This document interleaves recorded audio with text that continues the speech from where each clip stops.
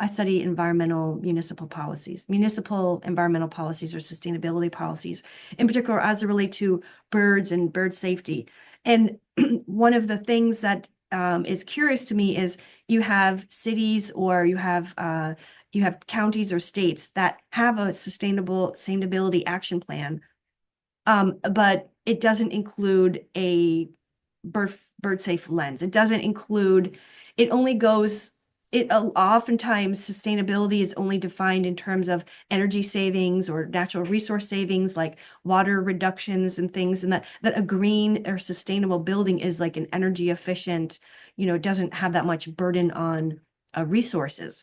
But what's interesting is that a lot of times, and if you look at like green building certification programs, and if you look at sustainability action plans, is that they'll actually leave out the biodiversity dimension of like the other living creatures. And so when you see a city like, I'll just say like Chicago, it's going to be one of my case studies, because if you look at Chicago, it's been named in the literature as like one of the most dangerous cities in North America for bird collisions, when birds collide with glass. So and die as a result. It's one of the one of the highest mortality rates of any city. Now, it does have a sustainability plan, and it was just revised. I think it was this year. It was earlier this year. It was revised and updated, but it does not have a biodiversity dimension.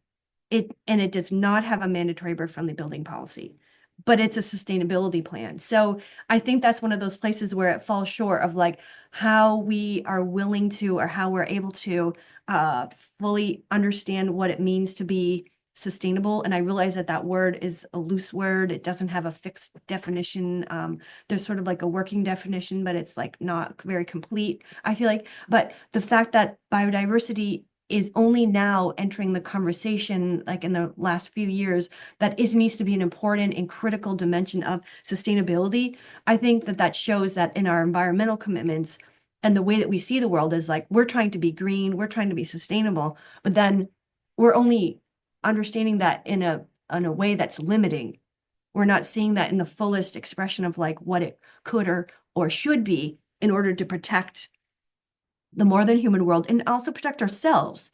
Because I really feel like that missing dimension of biodiversity in municipal sustainability plans points to a problem that we don't think that we need other living things. We think that we only need, we're so self-dependent, we're so autonomous. We think our species is so developed that we don't need other living things to exist. And yet that is so wrong.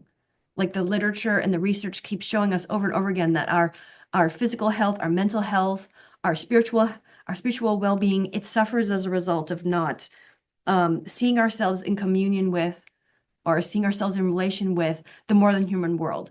And that's reflected in our policymaking. And it's reflected in the way that we even understand environmentalism. And so it needs to be like radically changed. And there's probably even more levels of it that I'm leaving out. But to definitely include biodiversity as part of sustainability is so important. And I think that that's one of those places where the gap is there between, we want to be green, we want to be environmental, we want to be sustainable, but we're missing this huge piece of it that like the more than human world needs us, and we need the more than human world.